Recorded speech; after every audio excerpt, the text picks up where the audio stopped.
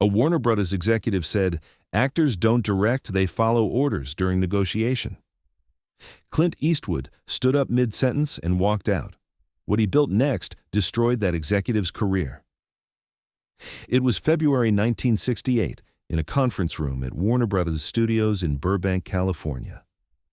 Clint Eastwood, now an international star thanks to the spaghetti westerns that had made him a phenomenon in Europe, was meeting with studio executives to discuss his first American western since returning from Italy and Spain. The film would be called Hang 'em High, and Clint wanted creative control. He'd seen how Sergio Leone worked in Italy: complete directorial authority, final cut, control over casting and locations. Clint wanted the same power for his American films, but Warner Brothers had different ideas about how their relationship with Clint Eastwood would work. The head of production was a man we'll call Richard Brenner, a studio veteran who'd been at Warner Brothers for 20 years, rising through the ranks from story editor to his current position of power. Brenner represented old Hollywood thinking. Stars were assets to be managed and controlled, not creative partners to be respected or consulted. Actors acted, directors directed, producers produced. Everyone stayed in their lane, and anyone who tried to cross those lines was crushed. Clint sat across the large mahogany conference table from Brenner and two other executives, both vice presidents who rarely spoke but nodded at everything Brenner said. His agent was beside him, along with his business manager. They were negotiating the deal for Hang 'em High, and the tension in the room was already palpable.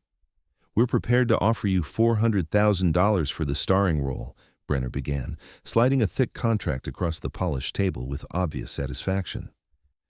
"That's significantly more than you made in Italy working for peanuts, plus back-end participation if the film performs well at the box office."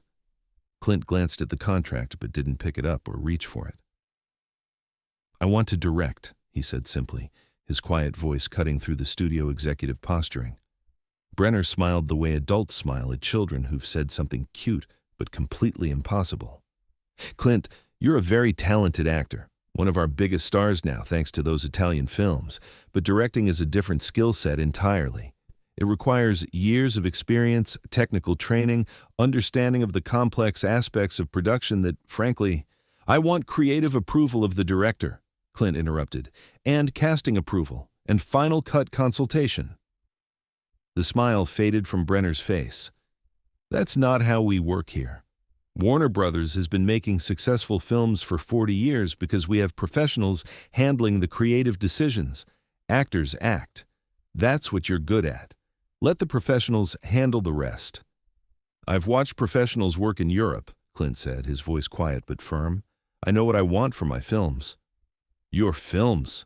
Brenner leaned back in his chair, exchanging glances with the other executives. "Clint, these aren't your films. These are Warner Brothers films that you're starring in. There's a difference, a significant difference." "Then maybe we don't have a deal," Clint said. Brenner laughed, but there was an edge to it now. "Come on, Clint, be reasonable. You're an actor, a very good actor. But you don't know anything about running a production, managing a budget, dealing with studios and distributors. That's not your job." "What is my job?" Clint asked. "To show up on time, know your lines, hit your marks, and trust that the people who've been doing this longer than you've been alive know what they're doing," Brenner said, his patience clearly wearing thin. "Actors who think they can direct usually end up making expensive disasters. We're protecting you from yourself." Clint's agent tried to intervene. "Perhaps we could discuss creative consultation as opposed to approval." "No," Brenner cut him off. "I'm going to be very clear here because I don't want any confusion. Clint is a valuable asset to this studio. We want to make many films with him, but he needs to understand his role. Actors don't direct. Actors don't control productions. Actors follow orders from people who know better. That's how this industry works. That's how it's always worked." He turned his attention back to Clint. "You got lucky in Europe working with Leone. He let you do your thing because the budgets were tiny and nobody was watching. But this is Hollywood. This is the major leagues. We have standards, processes, hierarchies that exist for good reasons. You want to be part of that system? You follow the rules." "And if I don't?" Clint asked. "Then you go make your little European films for no money and no audience," Brenner said dismissively. because no major studio in Hollywood is going to let an actor with zero directing experience run their productions. It's not personal, Clint. It's business. It's smart business. Clint sat quietly for a moment, his face unreadable. Then he stood up. "Where are you going?" Brenner asked, surprised. "We're in the middle of negotiations." "No," Clint said calmly. "We're done. I'm not interested in being managed like an asset or following orders from people who think they know better than I do what's right for my career."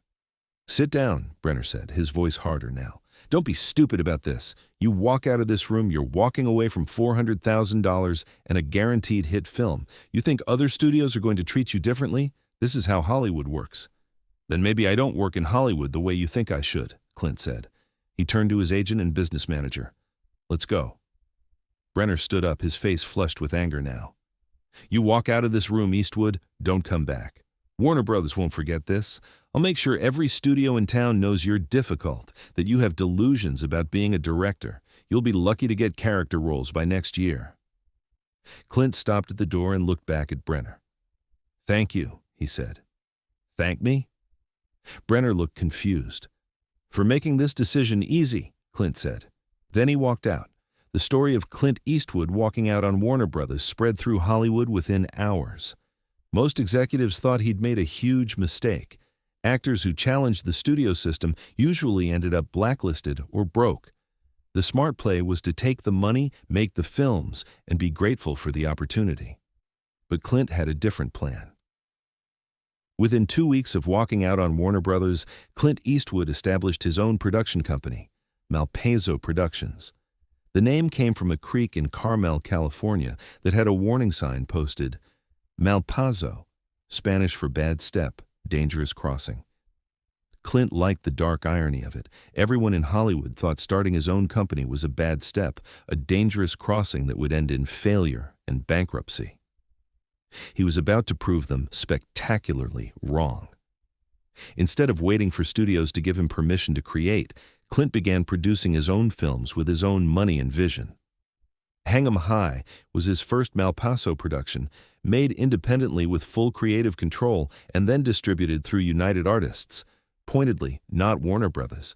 The film was made for $1.6 million and grossed over $11 million domestically. Clint took home significantly more money as producer star than he ever would have as just an actor for Warner Brothers and under their contract.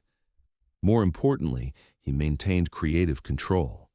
He didn't direct Hang 'em High. He wasn't ready yet, but he had approval over who did. He controlled casting. He had final cut consultation. Everything Brenner had said was impossible. Clint made standard practice. The success of Hang 'em High proved Clint's model worked. So he did it again. Coogan's Bluff in 1968, Where Eagles Dare in 1968, Paint Your Wagon in 1969, Two Mules for Sister Sarah in 1970.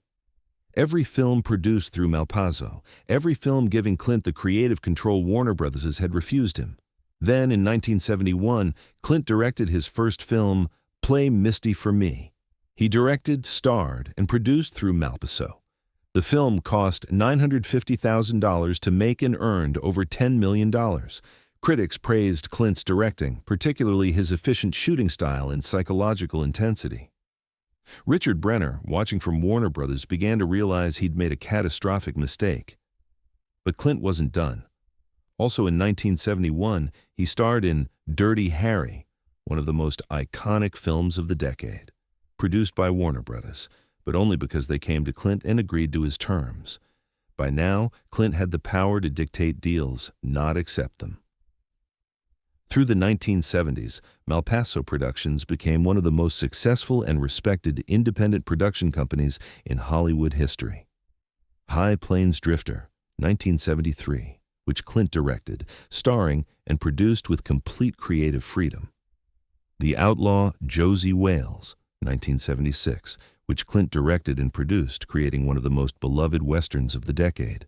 The Gauntlet, 1977, pushing boundaries with its action sequences. Every Which Way But Loose, 1978, which became the biggest commercial hit of Clint's career to that point, grossing over $100 million. Every single film proved Brenner catastrophically wrong about everything. Actors could direct and direct well. Actors could run productions efficiently and profitably. Actors could control their careers if they were willing to take the risk, do the work, and ignore executives who thought they knew better. Meanwhile, Richard Brenner's career at Warner Brothers was declining precipitously.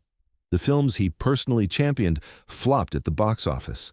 The actors he signed with confidence left for better deals elsewhere within months.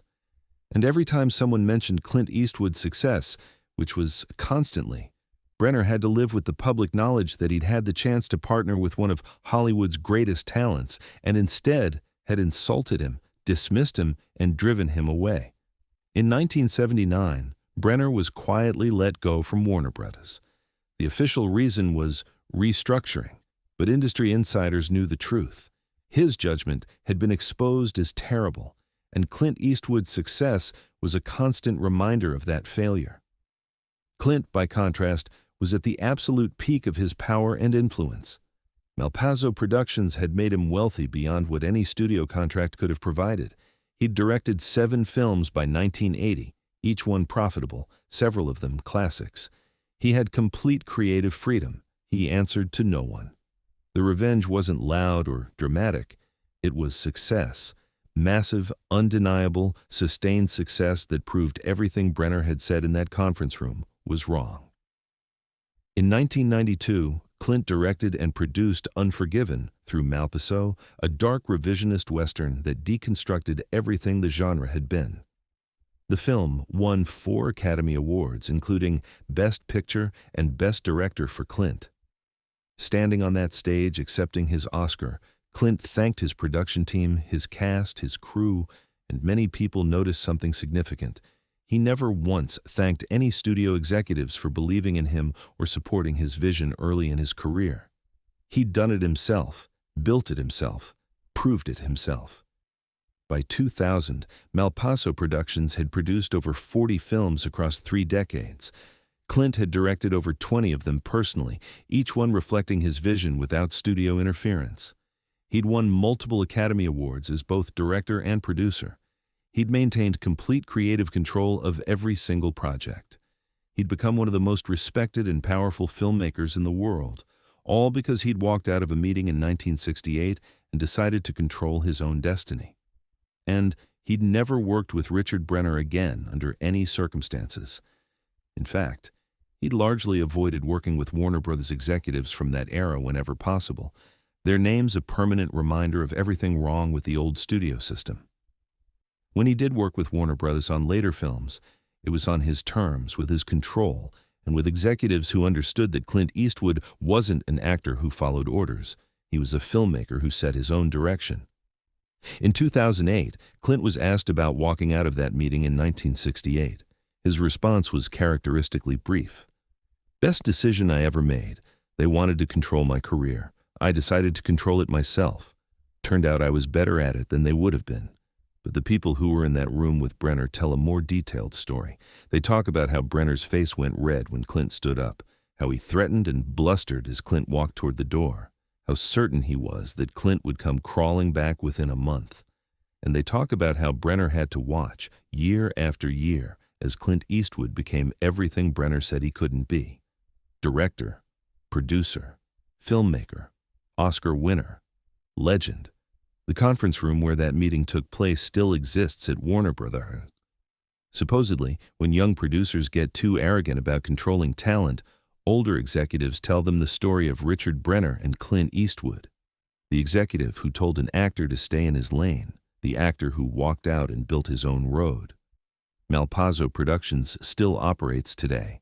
It's produced dozens of acclaimed films. It's given Clint Eastwood complete creative freedom for over 50 years. It exists because one actor refused to be told what he couldn't do. Richard Brenner is remembered, when he's remembered at all, as the executive who let Clint Eastwood walk out of a meeting and never understood that he'd just lost the biggest asset Warner Brothers could have had. The revenge wasn't destroying Brenner directly. It was building something so successful, so enduring, so creatively fulfilling, that it made Brenner's vision of how Hollywood should work look foolish by comparison. Clint didn't need Warner Brothers to give him permission to direct. He didn't need executives to decide his career path. He didn't need to follow orders from people who thought they knew better. He just needed to walk out of that room and prove them all wrong, which he did, for 50 years, and counting. If this story of independence and vindication moved you, subscribe and share it with someone who needs to remember that the best response to being told what you can't do is building proof that you can. Have you ever walked away from someone trying to control your path? Share your story in the comments.